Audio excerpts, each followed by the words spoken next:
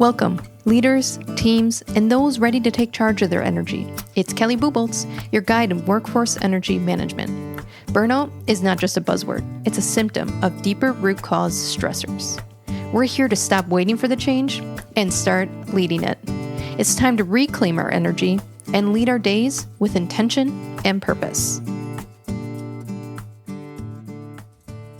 How do you set your employees up for success? Man, do I have some stories from 2 decades in human resources and now doing workforce energy management programs with all different clients, all different industries. And they remember when they didn't have the right resources, when they onboard and didn't even have a computer. They remember things that are said to them in their first couple days that pretty much set up the stage of what they think of the culture. So how are you setting up new hires for success, your retained employees for success? And I think sometimes we associate money, like benefits and raises and bonuses, and that is great. Your employees should be paid fairly and you should have fair benefits. But that's not what drives employees. Culture does. Because I've met employees that are lower on the wage scale and they love coming into work, how they feel when they're there. They're excited to go in on Sunday night. And then I've met employees that are probably overpaid and they get all these big bonuses and they hate their job. They talk crap about the employer, which is horrible branding. And the only reason why they're there is the pay. Ugh. That's energy drainer. And eventually, yes, they're going to leave for just another salary. So when you start working on workforce energy management, that's that energy. That's that team that you don't want to leave. That's an environment that regardless of the chaos that goes on and how busy you get, they thrive. They don't get stuck and survive. So let's talk about a few things that you can do to begin to set up that culture. And I believe that when you can start to initiate these little steps, you start to build that energy.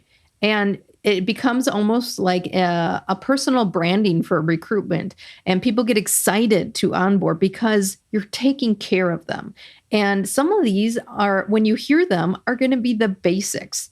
When have we moved away from the basics? And I'll tell a few stories through this of things that even happened in my culture, even though I was focused on great onboarding and training programs within my HR role. Life gets busy. Operations get busy, and then these things easily fall apart. So how can you incorporate them in your operation that everyone owns that? All leaders from the top down, so that HR, when they get busy, it doesn't just fall apart. Now, the real problem here is the cost of misalignment. This is the cost of frustration and the cost of disengagement when we don't set our employees up for success, and that feeds burnout. Now, statistically, 70% of the U.S. workforce is disengaged at work. That is a lot. That means that they're not set up for success, that their team environment, the communication, the trust going on isn't feeding the energy.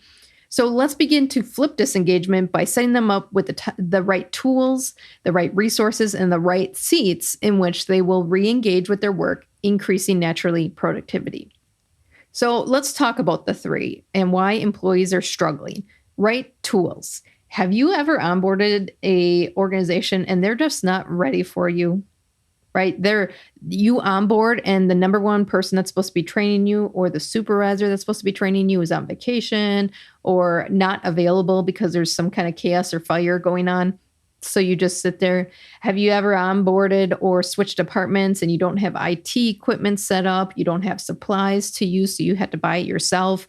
Or the resources that they gave you to check in with just aren't available or are blowing you off. Right tools. Do you have outdated systems? This is not a time to have outdated systems. There are many generations that aren't going to companies because of outdated systems. That's actually a common question that's coming up in interviews now is what systems do you use? And it's not that they're looking for systems that they are skilled at or have experience in. Certainly that's a plus. But it's because they want to know you are investing in technology because technology is making life a little easier. It's integrating systems and it's taking away some of the manual things that we're doing that are annoying. So are you investing in systems? That's going to lead to the next part of tools is, do you have lack of automation or do you have that automation in your systems? And do you have the right technology? I've been in places that they've had technology sold to them that isn't really related to their industry. Or I have partnered with a small business software for 100 employees and less, and it has everything that they need for strategy, for talent planning, for execution, meetings, things like that. And it's all integrated in one system. That's all they need, aside from a payroll. But then I have small businesses that have these giant systems and they're using like 5% of it. They're using the wrong technology. It's all just noise and people are getting lost in the system that they don't even want to use it. In my organization, we had an international company, so they didn't really vet out what the plants needed at all the different levels. And we had this big talent management system. And it was similar to that example I just gave you in the small business world. We used 10% of it and no one went in it besides once a year because it was this giant system. And at the plant level with a couple hundred employees, it just wasn't a good fit. So it was the wrong technology. No one wanted to use it and it was a hassle to be used. So do you have the right technology that's integrated in your operation that people are using more frequently? Right tools. Now let's talk about right resources. This means, do you have sufficient training or are you onboarding and switching people to different departments and promoting them without training? Do you have unclear expectations? So that means this person thought they were going to train on this, and this person thought they were going to train on this, and this resource that we've been sending people to doesn't even do that job anymore. So that shows lack of support. It shows lack of alignment. So do you actually have the right resources in place? Oftentimes, when I get to the point of talking about leadership training with organizations, their leaders haven't been trained in years. And this is a huge problem because the workforce has shifted. The modern day workforce is demanding certain things. And again, I'm going to talk about some of the basics. They're not even meeting that sometimes. Technology is changing. Industries are changing how they communicate. If you are not training your leaders, you are way behind the 8 ball. And the number one reason why people leave is leaders. So it's costing you about 50 grand an employee in turnover. So shift some of that budget to leadership training, right resources. When you promote a leader, you should have a plan in place. And they shouldn't be leading people until some of those tools are not only learned, but exercised and practiced a few reps at a time. Right seat. That's the third one. Employees are struggling because they don't have the right tools. They don't have the right resources. And the third one is right seat. Are you misaligned in where you are placing people because you think that they want this or they think that they want this, but their work style doesn't even match that role? Or are you placing people in a role that is struggling because it's based on historic past of what that role function used to do, but you're moving forward and you're moving forward at a fast pace. So you've actually set them up for failure because that person would have been successful in the role 5 years ago. That person would have been successful in the year maybe last year.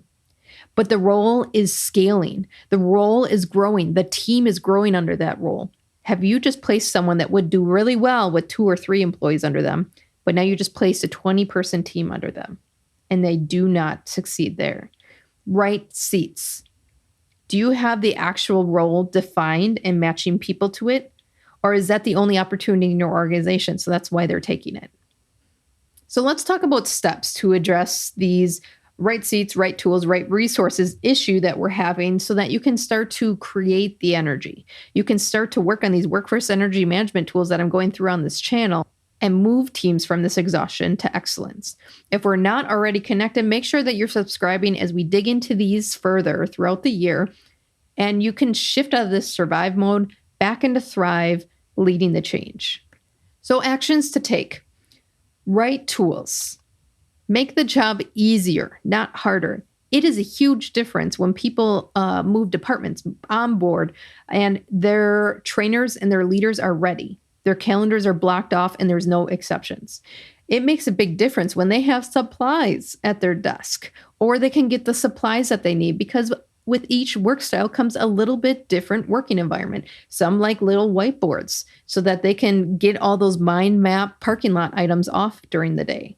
Or the quick to-dos, like I need to get back to this customers or I need to order this part. They like the little whiteboards. Some like technology. So then get them the 3 monitors. Monitors are like $120. Do you know how much an employee costs? More than $120. Get them the monitor. Because if they can do 3 monitors at once and create that much more productivity, I don't know why you wouldn't. There's certain clients that want to be stuck in the mud about everyone has their own thing. And I have to remind them, yes, it's human behavior. We are not robots. Everyone will have their own thing. What will help them thrive?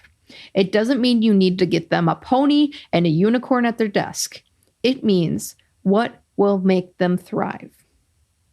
I will get a monitor, a stand-up desk, a better mouse if I know in their work style that they will produce more, that they will be more focused, that they will be able to go into deep work faster because they don't have to rearrange their desks, or that their back's sore.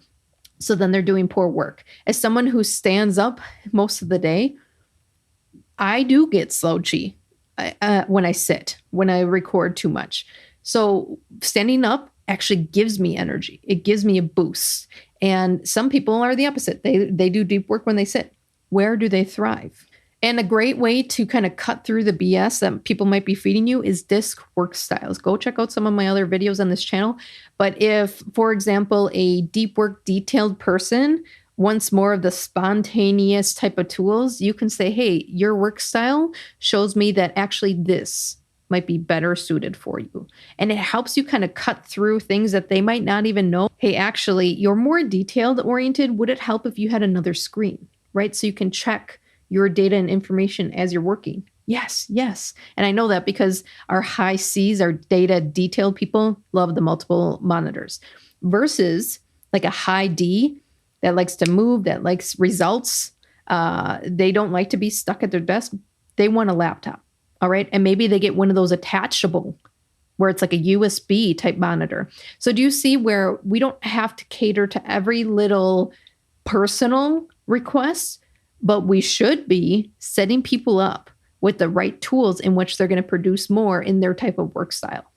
Right tools also could be just questions asking during your one-on-one, such as, what's slowing you down? What's frustrating you daily? And again, with that high D situation that I was talking about, the Ds like to move. They like to be places and get results. So their slowdown was, I have a desktop and I'm doing all my work in meetings, at customers, at clients. I need a laptop, a really good laptop. And then I want a monitor, a USB monitor, so that I can show customers and clients what we're doing, or I can show other people in the meeting what we're doing, right? So technology was slowing them down. So assessing some of those gaps with a few of those curiosity questions will help guide you to the right tools. Now, let's move into the second one, right resources. Do you equip them to succeed in expectations, in support, in information in your system? So a great way to propose what this is specifically to them in resources is, what does success look like in this role to you? Such as skills or knowledge that to make you feel more confident or more productive in this role.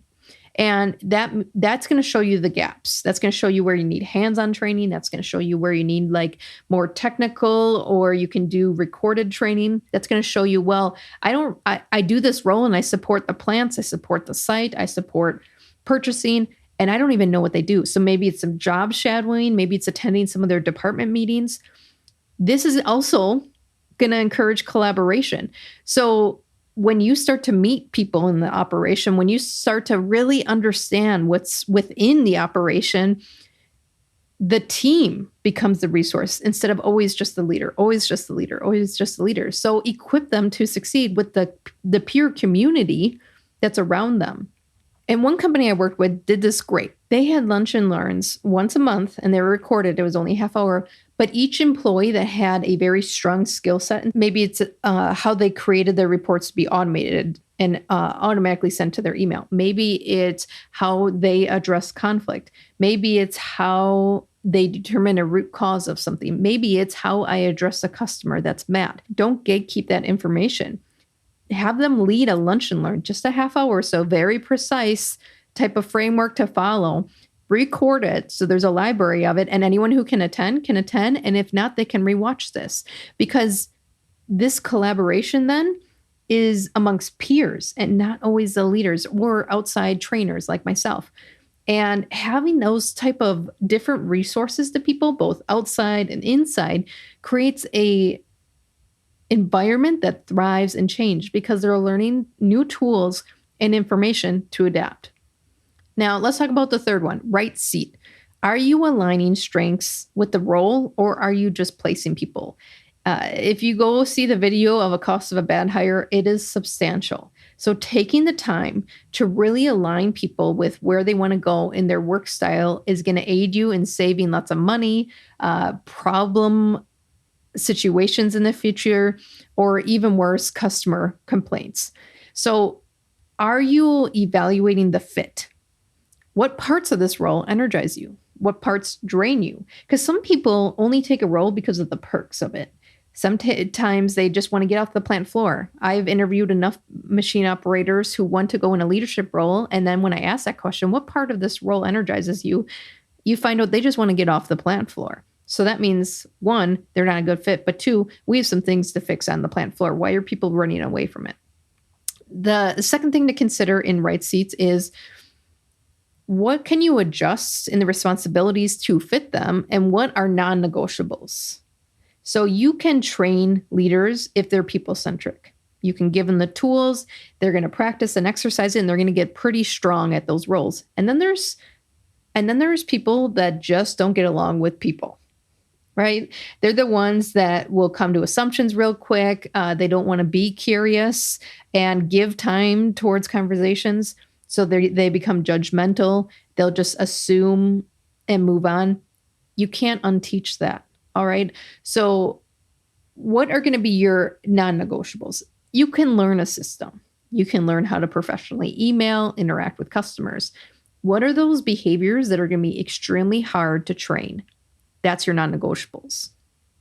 And when I get into DISC, behavioral science, and job matching, we go through those per role in your organization. What is the non-negotiables? What are things we can adjust and modify per candidate, per person, depending on what else they bring? And then what type of long-term conversations are you having? Because we like to create career paths, but they're only in leadership, people. What if we redefine what leadership looks like?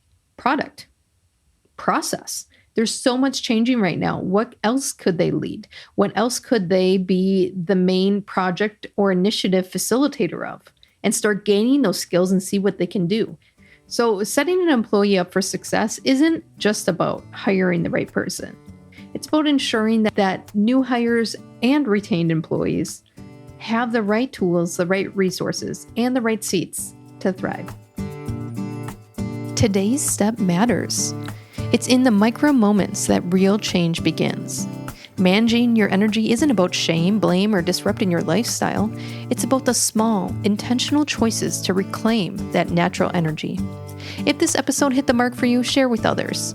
This journey doesn't have to be lost and lonely, but exciting and full of new paths. See you back here to continue the adventure.